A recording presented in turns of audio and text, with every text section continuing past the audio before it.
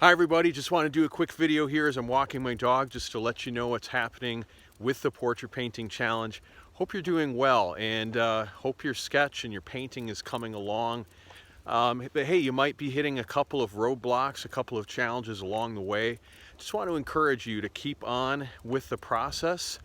And there is a learning curve with the glazing technique, and sometimes your glazes can get a little dark, maybe a little blotchy, but that's normal. It does happen when you're starting something new, and if you stick with the process and just realize that as you add glazes to other parts of your canvas, it's going to all even out. So you'll be able to even out the areas that look a little bit dark, a little bit blotchy, just by strategically placing glazes in other areas of the canvas and balancing out the overall value structure. So just want to encourage you with that.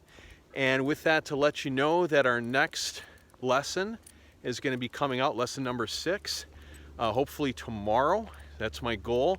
If I don't get it out by tomorrow, look for it on Thursday morning as I record this video.